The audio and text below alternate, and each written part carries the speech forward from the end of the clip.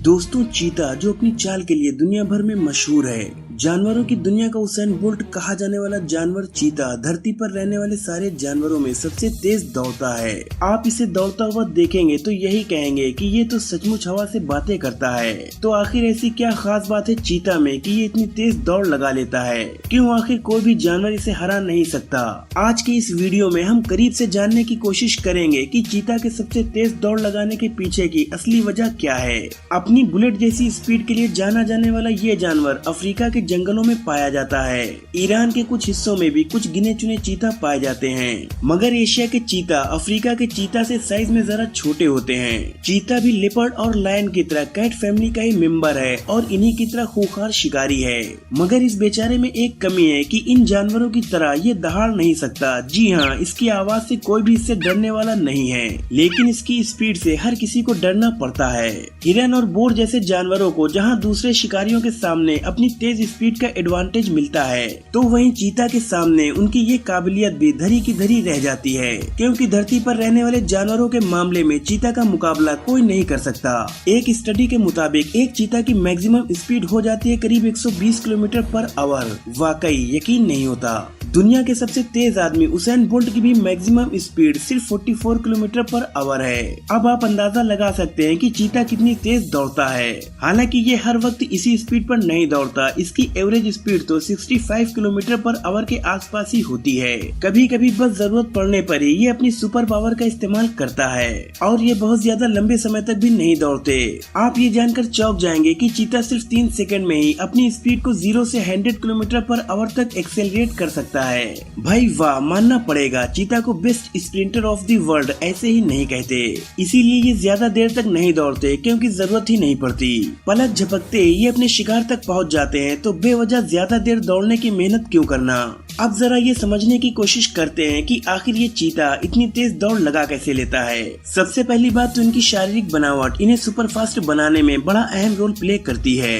ये अपने शरीर के आकार की तुलना में बहुत ही कम वजन के होते हैं, यानी इनका शरीर बहुत हल्का होता है और इसलिए ये बड़ी आसानी से इतनी तेज भाग लेते हैं। अगर इनकी हाइट की बात करें तो ये करीब 3.2 फीट ऊंचे होते हैं, यानी एक शेर के मुकाबले में महज 0.8 फीट छोटे। मगर वजन के मामले में ये शेर के मुकाबले सिर्फ 1/4 ही होते हैं, यानी जहां एक शेर का वजन होता है करीब 250 किलो, वहीं एक चीता ज्यादा से ज्यादा 70 किलो वजनी हो सकता है। वैसे ज्यादातर चीतों का वजन लगभग 55 किलो के आसपास ही होता है। इतना हल्का फुल्का होने की वजह से ही इनकी स्पीड इतनी ज्यादा होती है। इसके बाद नंबर आता है इनके सिर का। इसके सिर की बनावट ऊपर की तरफ से बिल्कुल फ्लैट होती है और इसका सिर आगे की तरफ थोड़ा सा उठा हुआ होता है।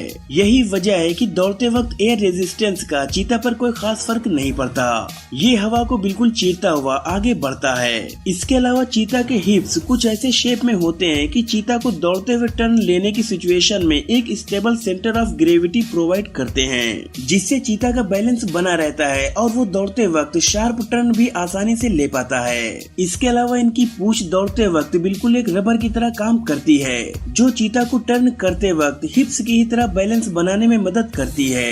अब बात करते हैं इनके आगे वाले पैरों की। इसके शोल्डर्स की हड्डियां कॉलर बोन से अटैच नहीं होती, जिसका मतलब है कि ये अपने आगे वाले पैरों को ज्यादा आगे तक फैला सकते हैं और अपने पिछले शरीर को आसानी से आगे की तरफ खींच सकते हैं, यानी इसकी जंप बहुत लंबी हो जाती है। इसके साथ ही इसके रीढ़ की हड्डी की बनावट कुछ इस तरह की होती है कि ये बिल्कुल किसी स्प्रिंग की तरह बिहेव करती है, यानी कि हर जंप के साथ ये स्ट्रेच होती है और फिर सिकुड़ती है।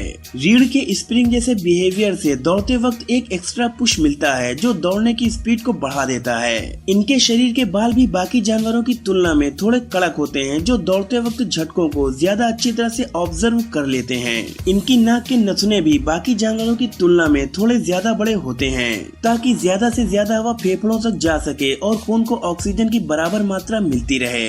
दौड़ते वक्त एक चीता 1 मिनट में 60 से 120 बार सांस लेता है। इसी बात से आप समझ सकते हैं कि इतना तेज दौड़ने के लिए कितनी ज्यादा एनर्जी की जरूरत पड़ती है।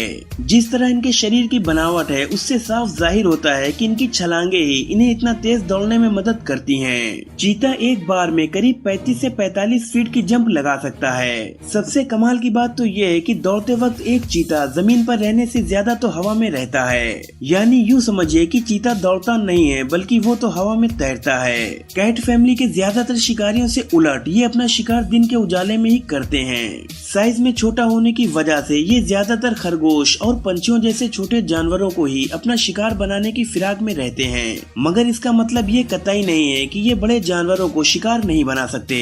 कभी मौका मिलने पर ये हिरन और विल्ड बीस्ट को भी अपना शिकार बनाने से नहीं चूकते।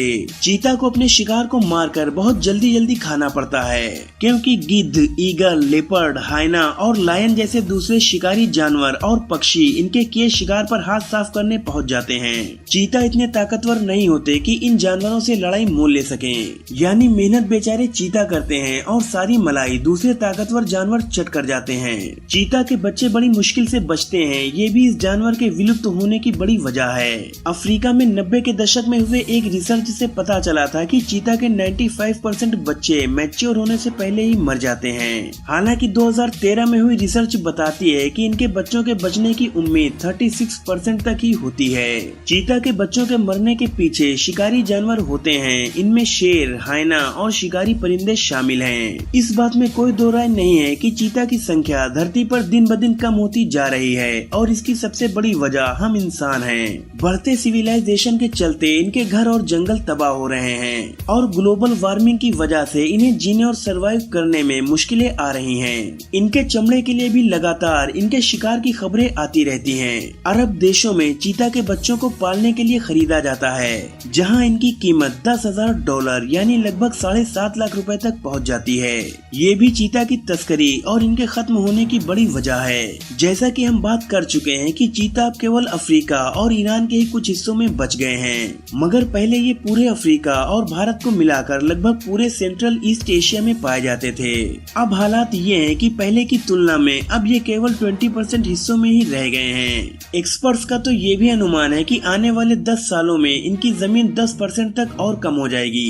एक जमाना था जब इन्हीं चीता की एक और प्रजाति जो साइज में लगभग इनकी 2 गुनी हुआ करती थी, सेंट्रल एशिया के देशों में पाई जाती थी, मगर समय के साथ ये पूरी तरह से लुप्त हो गई है। आज के चीता की ये प्रजाति भी लगभग उसी हाल में पहुंच गई है। अगर अब भी इन्हें बचाने की कोशिश नहीं की गई तो वो दिन दूर नहीं जब जंगल का ये फास्टेस्ट स्प्रिंटर सिर्फ किताबों में सिमट कर रह जाएगा।